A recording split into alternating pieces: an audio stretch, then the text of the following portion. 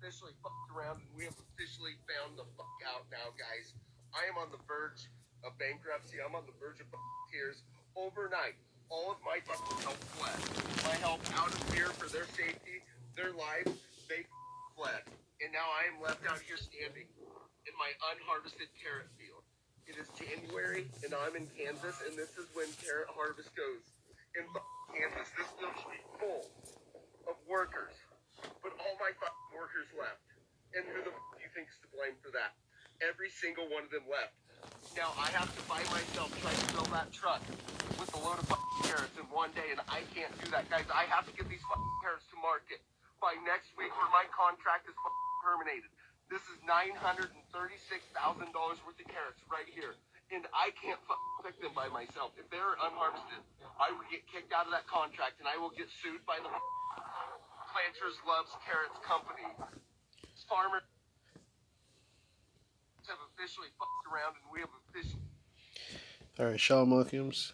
It's Brother Bono. Welcome back. Alright, another one. Spirit and Prophet watching me shy. First and foremost, I have to give all praise and glory. Be unto the Father and His Son, Yahawashi and Shai, double on cells and apostle, their great male son, ruling time in the truth and a sincere citation. Be unto the brethren, pushing His word through truth and sincerity, risk life for him to do so. Alright, again, on the Brother Bono, come back here. Another one to the Spirit and Prophet Yahawashi and Shai. And today, man, I just wanted to do this sit down on a video I came across, man. And this is the reality of farmers. You know, we've been trying to tell you guys about this, the famine that's getting ready to take place, man. And me in particular, from what I can say and speak on, is that I've made videos in the past speaking on farmers being forced to sell their properties, land in particular, you know, them being bought out in general by, you know, corporations like BlackRock and I think Bill Gates Foundations. You know, this is not even the start of it, man. It's going to continue to get worse, man. You heard where he said he was. He said he's in Kansas. All right. Another thing I'd like to mention is a lot of these farmers are going to be affected because Northern Kingdom was working on those farms. Northern Kingdom was working on them farms, man, and you already know ICE is out there picking them up. You know, they can't work their jobs without being, you know, profiled or whatever the fuck. You know what I mean? Okay. And this is just the reality, man. Big famine's coming to America, man. You know, a lot of our stuff's imported. Okay, there's obviously trade agreements between U.S., Canada, and Mexico, but a lot of the stuff I even spoke on, like the Ukraine. The Ukraine supplies, I think, almost 80% of the world's wheat. Okay, comes from the Ukraine. You already know what's going on over there, war and shit. Okay, you can get wheat obviously other places, but you know, remember, guys, chain reaction. You know what I'm saying? When big things take effect or take a hit in any market, you know what I mean? In any market, it's detrimental, man. Okay, because it's gonna cause a chain reaction. All right. Like we've been trying to tell you guys, man. A lot of these farmers are being forced to sell property. Okay. They're just selling their property because they don't want to deal with the headache of having to deal with this shit right here. You see what this guy described? We've spoken on this before. Okay, and all that, man. All right. So this is gonna be an even bigger problem in the near future, man. All right, an even bigger problem. All right, this is Joel chapter 1 and verse 15.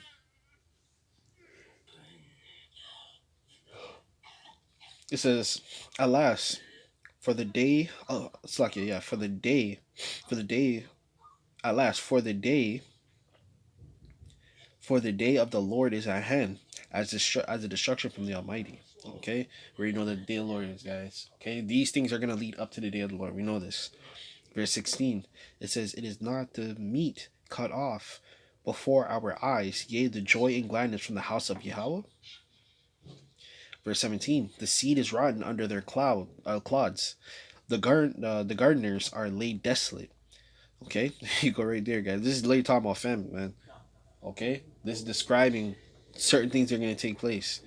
Okay, and that's, you know, sometimes scriptures, you know, be trying to, it gives you analogies or metaphors. Okay, but you know what it's talking about, man, in its proper context. All right. It says barns are broken down and the corn is withered. Okay, famine. Verse 18. It says how the beasts groan and the herds of the cattle are perplexed, because they have no pasture. Yea, the flocks of sheep are made desolate. Okay, so again, all right, a lot of these guys, they got to deal with fires, cattle dying. Okay, you guys think being farmers, some farmers are rich, but it takes a lot of maintenance to maintain that, man. And especially in this economy, man, a lot of these farmers are just selling it off, man. Because they're getting thrown with crazy offers. You already know that. They're just gonna get thrown with crazy offer after crazy offer, and it's like, fuck it, I'll just cave in. They cave in and give in. Okay, so this is the stuff that you know is being dealt with, man, and the Lord is putting that spirit out there because this famine is going to get ready to come, guys. So just remember, a lot of stuff is not gonna get imported no more. Okay, there's gonna be a time when the markets, okay, and the economies are gonna be at a standstill, okay, and whatever we have left in the country, okay, is what's gonna be fended off for. People are gonna be killing for it, okay. People are gonna be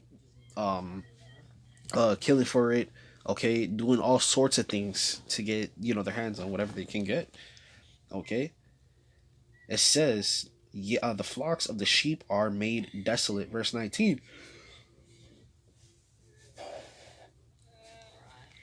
O Lord, to thee will I cry, for the fire have devoured the pastures of the wilderness, and the flame have burnt all the trees of the field. Okay, and I forgot to mention, it's personal testimony, but there's I know a close person. They owned a farm. Okay, and even they had to sell theirs off because of finances, guys. Okay, when finances ain't coming in and people aren't buying from the farmer, like you guys have the thing called farmers market. They go out to the countryside and they buy their stuff. They sell their stuff. What happens when those aren't being sold? You know what I mean? Like, these are the things you guys got to worry about being a farmer. Being a farmer is a blessing because you have real wealth. You legitimately have real wealth. All right, the Lord's wealth. All right, which is natural resources, but it's a lot to maintain. And you already know in Esau's kingdom, you already know how that shit goes, man. Okay, this shit's off as hell, man. You already know how this shit goes. All right, this is Joel chapter 29 and verse 17. It says, "Thus saith the Lord power of hosts, behold, I will send upon them the sword, the famine, and the pestilence, and I will make them vile figs that cannot be eaten. They are so evil." All right, so the Lord said He's gonna send this, man. All right, the Lord's judging America, man. I'm telling you, this famine is gonna be crazy. Okay, a lot of people are gonna turn on each other for a can of beans, man. For a pack of Oreo cookies, man. I'm telling you. Okay, just like in World War Z, when shit was starting to hit the fan and everything that's at nighttime, and what were they doing? They were going. Everybody's in the grocery store, and even the cop. The cop was in the damn. He's not even being a cop. The dude's in there, getting shit too. This man's over there getting shit too. He's not worried about freaking. Oh, stop stealing. He's over there trying to get stuff for his family too. That's how it's gonna be in those times. You know what I mean? That's how it's gonna be in those times, man. Verse 18. And I will persecute them with the sword and with famine and with the pestilence, and I will deliver them to be removed to all the kingdoms of the earth.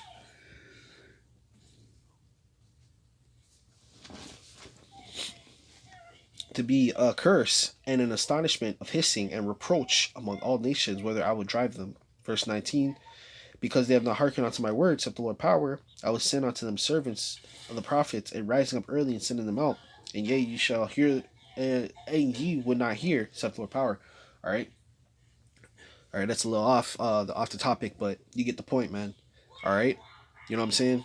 All right, right now we're in the midst of Jacob's trouble, but after, what I'm saying, once the Jacob trouble ramples up more, because you Jakes ain't gonna learn, man. You know what I'm saying? You ain't gonna learn. Okay, I firmly believe we're in Jacob's trouble as we speak, man. Wait, ICE is moving and all that shit. Okay, and ICE is making an example out of their own people, that are trying to help or bucking up against them too. Okay. They're trying to make an example out of them. So, man, you already know what's popping, man. All right, this family's about to get crazy, okay? And you already heard this guy. He said, I can't do it myself. Da, da, da. He's about to file bankruptcy, man. There's a lot of farmers, guys. Okay, and a lot of these farmers aren't young. Like, you know what I'm saying? A lot of their kids didn't want to inherit that farm life because it's a lot of maintenance. Okay? So what do? You know what they do, man? All right, they keep running that shit until they're 90, until they're old, and they hire. Guess who they hire, guys? Northern Kingdom, so-called Mexicans, Guatemalans, Peruvians that come over here, Venezuelans. Okay, because they're gonna do these nitty-gritty jobs. Yeah, and they pick cotton too. They pick fruits, cotton. They till the ground, all that. All right. So what happens when ICE taking all these immigrants, or the immigrants are too scared to work? Now, you guess what's gonna happen? They ain't gonna be no work. Okay, because Esau ain't doing these type of jobs, man. All right, he thinks it's beneath him. All right, so with that, man, we go praise on the glory and Father and the Son, Yahawashi Hopefully, you guys are edified. Until next time, I'm gonna say shalom.